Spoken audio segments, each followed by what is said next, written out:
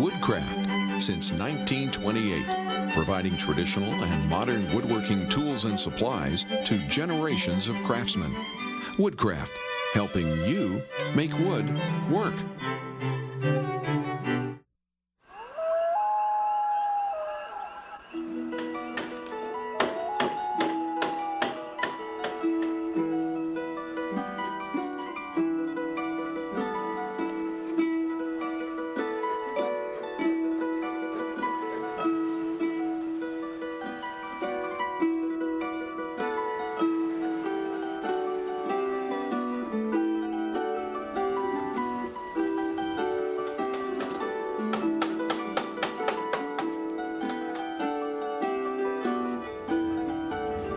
Hi, I'm Rick Butz. Welcome to wood carving.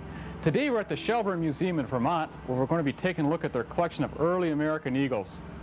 Then we'll come back to my workshop and I'll show you how to make ones for yourself. So why don't you come on inside with me? We're here under the largest eagle in the collection, and I'd like you to meet Bob Shaw, curator at the museum. Welcome to Shelburne, Rick. Thanks, Bob. This is quite a bird you've got here. Well, it's a pretty amazing piece. The wingspan, as you can see, is about 12 feet. Like many other birds in the collection, we don't know anything about this, other than the fact that oral history tells us that it came from the Portsmouth, New Hampshire area. Portsmouth, huh? There was a lot of carvers in Portsmouth, I understand. Mm-hmm.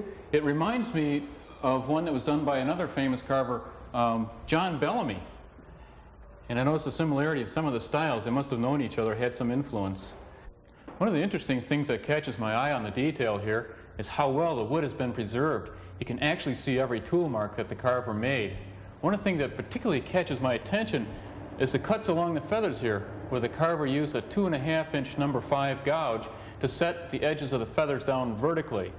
This is a similar technique to the style that John Bellamy was using, which makes me even more convinced that these two carvers must have known each other. Another thing that's interesting about this carving is the way the artist has changed the texture of the feathers from the body, where they're kind of coarse, up to making them finer and finer as it gets up along the neck. So the carver obviously knew something about eagles and had spent more time studying them than a lot of the folk carvers at that time. Bob, do you have some other carvings you can show us? Absolutely. Follow me. Wow, this is really a neat one. What can you tell us about this eagle, Bob? Well, the thing I find interesting about this is that the eagle's head is turned to his left. He's holding the banner and motto of the United States. But on the Great Seal of our country, the eagle's head is turned to his right, facing toward the talon holding an olive branch, signifying peace. The other talon on the Great Seal holds a group of arrows. So this eagle is inclined in a warlike direction. So this one was probably carved at some point when the United States was at war during the 1800s. I would suspect so, and this was used as a sternboard decoration on a ship, so probably a naval vessel. Wow, this is really neat. I really like the way this banner's been carved. We'll have to do some banner carving somewhere down the line. It's really a very careful piece of work. Yeah, I love it. It's great. Wow, this is really an impressive eagle, too. I understand this one was on a boat, too? That's right. Although it wasn't on a naval vessel, it was actually on the pilot house of a Mississippi River steamer. The boat was called the General McDonald, which may help to explain why this fellow is facing to the left in a warlike position like the last one. And incidentally, that left-facing stance is called sinister. Well, I think what I really like about this one is it's so realistically styled. The way the beak is done and the eyes and the feathers, especially the texturing on the feathers here, it shows that the guy really was familiar with eagles. This must look really impressive on the top of a steamboat. This carving is by one of my favorite carvers, John Bellamy, who was born in Kittery, Maine, and this carving was made about 1875. Bob, I understand there's an interesting story where this carving was found. Mm-hmm. It wasn't actually found in Kittery. It was found in Marblehead, Massachusetts. And the dealer who sold it to Mrs. Webb, who founded this museum, told her that it had been discovered under some floorboards there in an old house they were taking down.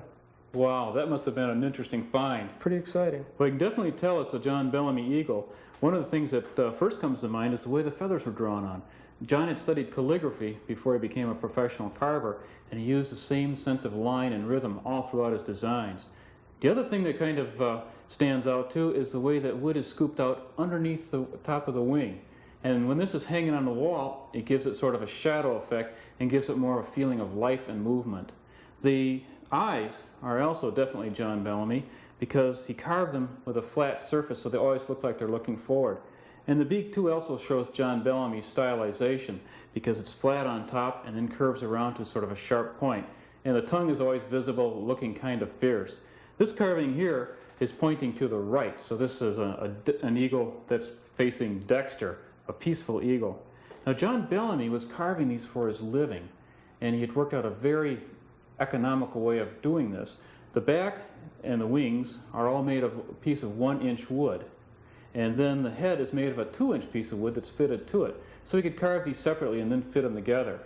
Kind of a very nice design. This is what we're going to be doing back in the shop. Bob, I'd like to thank you for letting us take a look at these nice eagles. Sure, it's been a pleasure. You don't mind if I just take this one right along, do Well, you? the security guard will see you at the door. Well, hi again.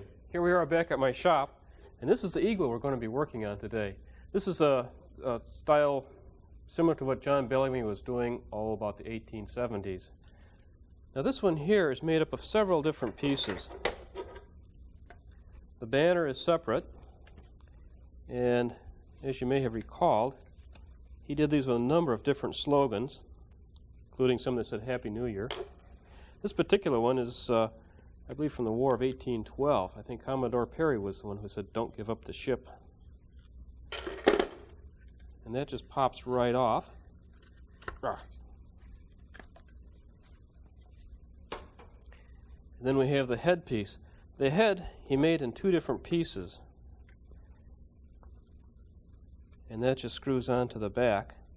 He made these separate like this so that he didn't have to be carving out a 5-inch piece of wood. And that comes off like so. And there we have our head. And that's really all there is to it. It's a very efficient design. And as we mentioned earlier, because he was doing this for a living, he really worked out something that he could do quickly and very efficiently. These are the patterns that I've taken from his original design, and here we have the part for the wings, and this was made of 1-inch thick pine, and then the head, which is made of 2-inch thick pine. And here's the pieces that we have after they're traced on. And the head will cut at an angle and fit on about like that.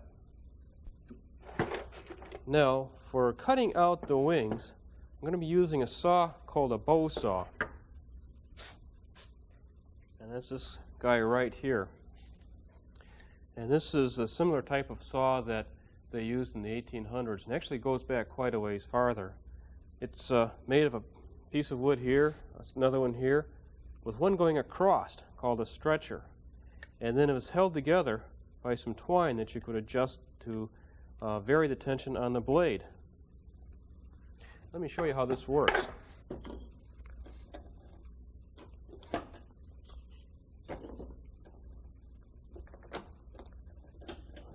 we go. The saw cuts on the pull stroke, so you want to make sure that you have the teeth going the right way when you start cutting.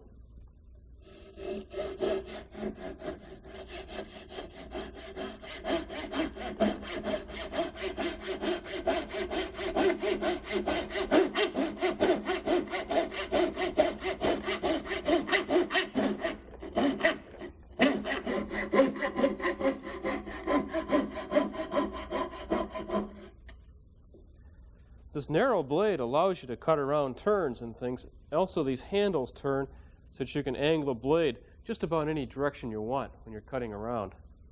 This is what people used for centuries before they invented the bandsaw.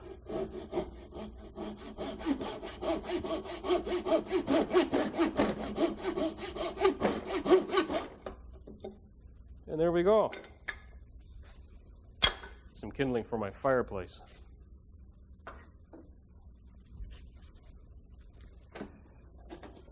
Now we have the back of the wings ready to start carving. First thing we have to do is we have to fasten it down to the bench. Now you see that because of the points here, it's not something you can put in a vise very easily. So what you would use in a case like this is something called a carver's screw. Now this is a metal screw that is threaded at one end with threads for a wood screw, and at the other end is threaded for a machine screw. So what you can do is make a little pilot hole here, then take a little soap to lubricate this tip, and you can screw one end right into the wood.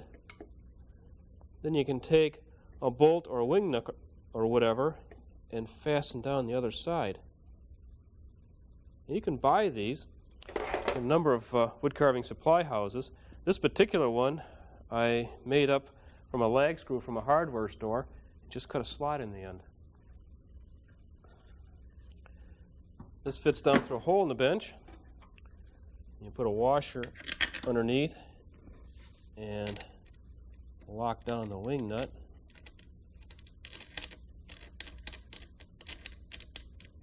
Before I fasten it too much, I better put a spacer under here. I'm putting a little scrap piece of wood underneath these wings because it gets pretty thin at the end, and I don't want to be carving into my bench if I should slip. Now for starting, I'm going to use the large number 7 gouge, and this is a fishtail design, and it'll cut away a lot of the rough wood for us. This number 7 is sort of a medium sweep, but it's still got enough of a curve to it that you can scoop out large chunks of wood.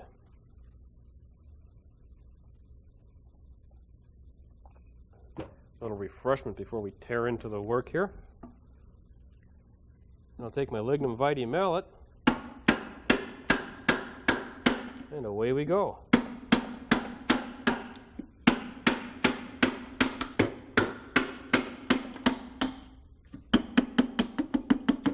This tool really removes a lot of wood quickly.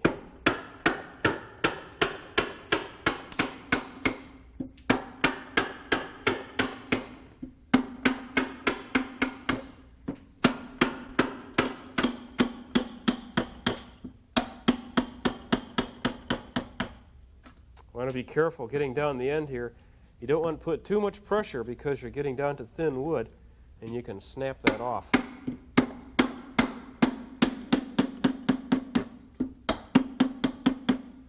I think that's enough for this one.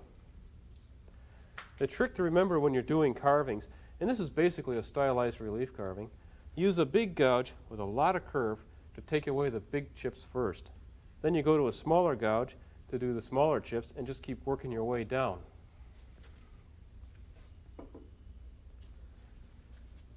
So I'll move to this number 7 gouge that is a little narrower. That one was about 50 millimeters wide.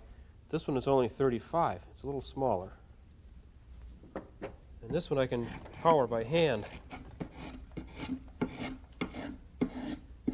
I love the way this wood grain is coming up here, getting some kind of nice coloring.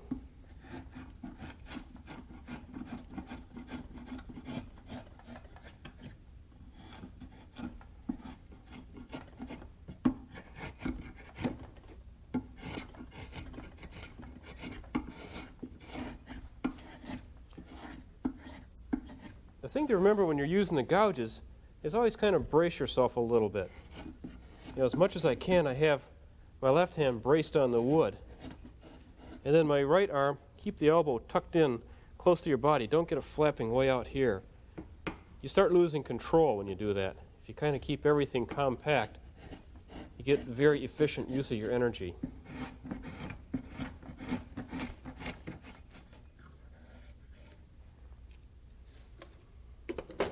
Now I'll take a number 5, and the number 5 sweep is even flatter than the number 7. Remember, the larger the sweep number, the more curvature you got to your blade.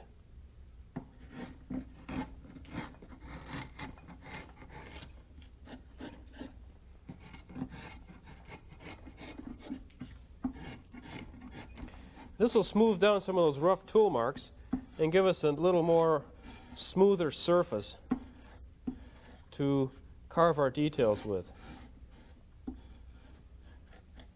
Now you have to watch the grain here. With this carving, the grain is going across the length of the piece. And that makes these little ends here much sturdier than if it had been going the other way. But what happens is it's easy to get carried away, especially on a section here where you have this nice little S-curve here. It's easy to get going and come around here and think, well, you can just keep going this way. Well, you can't, because when you get into this section here, you're starting to go against the grain. And you can see how it's starting to splinter there. The chips aren't falling off very neat. The thing to do is just come around from the other direction. There, so you can just take those off. I'll loosen it up here. That's what's neat about this little carver screw, is it's so easy. You just loosen it up a little bit and you can pivot around to any direction you want.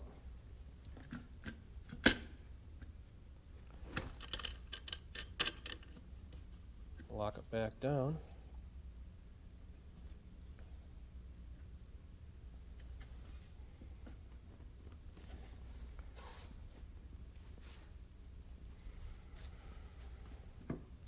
Once again, I'll start with a big number 7 fishtail for roughing it out. I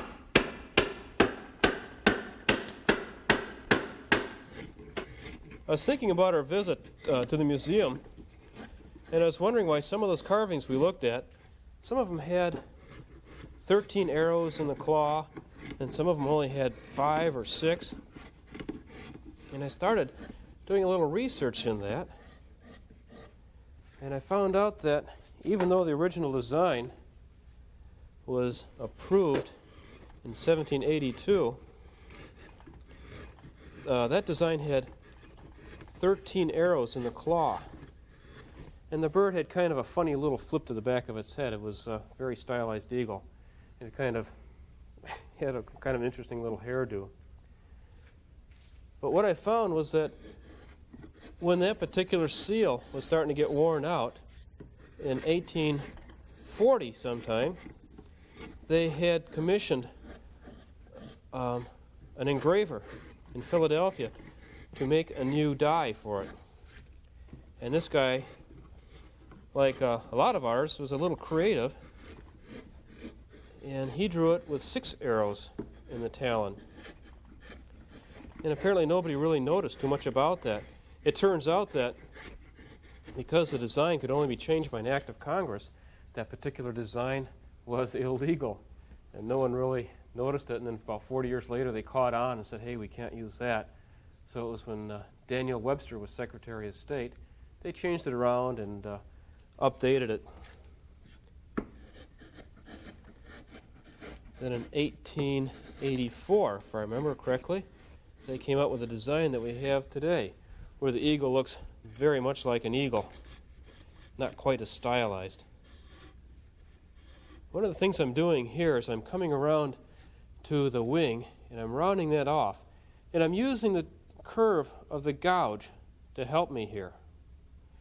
If I come around with this hollow part up, when I come through there, then I get a depression.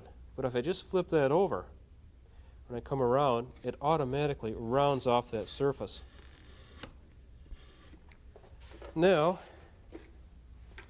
we're ready to start detailing some of these feathers. One of the interesting things about John Bellamy was that he had, as we mentioned, he was trained as a calligrapher. And so before he started carving the eagles, he had done some training doing drawing and sketching and calligraphy. He's an excellent person with a pen. And you kind of see this all through his carvings. You see these nice, the way these curves sweep around here, and the way the curve of the wing goes, and the way these feathers are sort of drawn out very artistically. It wasn't as crude and as lumpy as a lot of them. Trying to recreate that is an interesting challenge. And it's one of the things that separates the Bellamy eagles from its imitations. So I'm just going to draw in some of these feathers here.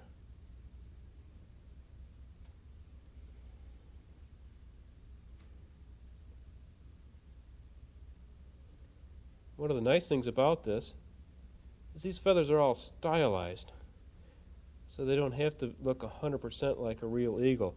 A lot of these people never really saw a real eagle. I think Ben Franklin did, though. he wrote a letter saying that he thought the eagle wasn't an appropriate bird and that it wasn't the best moral character. And by that, what he meant was he had seen cases where the eagle would swoop down on an osprey and it would cause it to drop its fish. Because the bald eagle is a fish eater. And he thought, well, that's kind of like thievery, so he said that a turkey would be more noble. I think his letter, I've heard it quoted a lot of times. I think he's being slightly sarcastic or using some of his typical Ben Franklin wit. But when you check into some of the history, he might have had an axe to grind too, because he submitted one of the first designs and it was rejected. Okay, and there's our feathers. One of the things we can do is take a gouge like this number 5 and use this curvature of the blade to fit around the curvature of the feather here. I can line that up with it and then just take a little tap there, not driving it too deep, just about 1/16 of an inch or so. Come around here, line that guy up, and come around here. This is called setting in, and what we're doing is just using the curve of the tool to work with us. And that's why a lot of times when you look at the John Bellamy eagles, you notice that all the curves of the feathers are similar. And that's because he would use a technique like that for setting them in. So they all followed the same curve of the gouge. Now, you just take something, a smoother tool like this number 5 fishtail or number 3, and just carefully pare away the wood to the outside of that cut. There, see? And that leaves this feather section raised. Always remember the sweep number on the gouges. The smaller the number, like a 2 or a 3, the shallower the curve of the gouge. The larger the number, like a 9 or an 11, the more curve you have. If you remember that, you won't have any problem with it. We'll do another one right here. And this is tricky because we're going a little bit against the grain, so I'll approach it from a slightly different direction. And that's one way of doing them. Now another thing you can do is we can take our faithful old V-gouge. Remember, that's the one that has 2 flat sides that form the shape of a V. And you can take that and laying it down flat, you can carve around one of these feathers. And that also at the same time bevels away part of that excess. It's a little faster way of doing it, although sometimes it's hard to get the cuts just as crisp as if you'd use one of the other tools.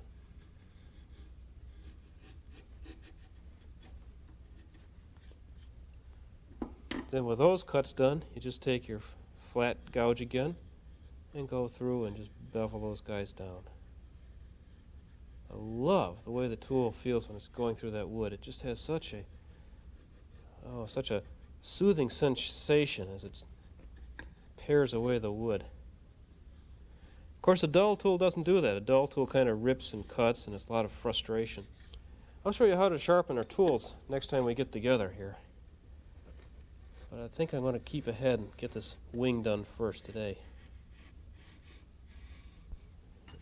Now, for doing the veins, or the center shaft that goes down the feather, we can use exactly the same technique. We'll just take our V-gouge and I'll lay it down a little on its side. And that way when I carve, I'm shaping away the wood to one side of it as well. There, right up to the tip. Come on the other side here. You have to watch your grain in here. I'm getting pretty close to going the opposite direction with it, but I think if I'm careful I can cheat it just a little bit. If I hear it start to splinter, then I'll know, well, I've got to go around the other way. But it sounds good. And we can just take and bevel that back a little bit.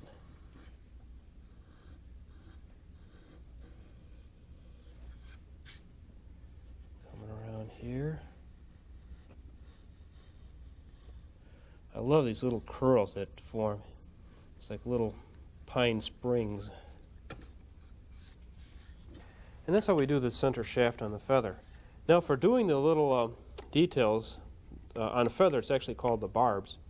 And doing those, these guys, they stylized them quite a bit. Kind of like on the one up here, you'll notice that he didn't do them all, and he just did a few here and there, and they're kind of like a little S-curve. And we'll just recreate those in the wood here. Just a few. John Bellamy usually did his in pairs. He'd do one, a couple here. He'd do a couple down the other end of the feather. You could really tell he had a good sense of drawing all through his entire design here. He just had this real nice little design drawing. Anyway, just go ahead and finish up the feathers using that technique, and then come over and do the same thing with the other side. The shield is drawn exactly the same way, and same thing with the feet. We just outline it with the V-tools and then pare away the wood around it. And there we have our background for the feathers. I think that's about all we have time for today. Next time when we get together, I'll show you how to take and carve the head. The technique's just a little bit different, although we'll be using some from the same thing here. So, thanks for dropping by. It's been good talking with you again, and this is Rick Butz wishing you happy carving.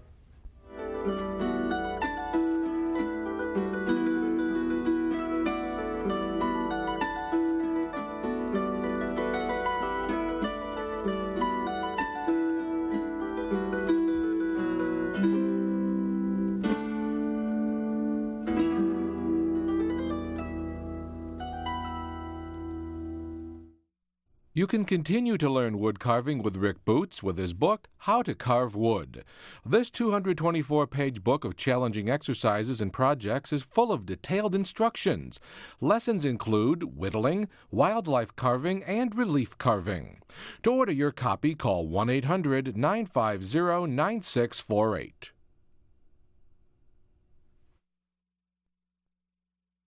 Woodcraft, for all your woodworking needs. Tools, supplies, lumber, project plans, and educational workshops. With a mail-order catalog and stores nationwide. Woodcraft, helping you make wood work.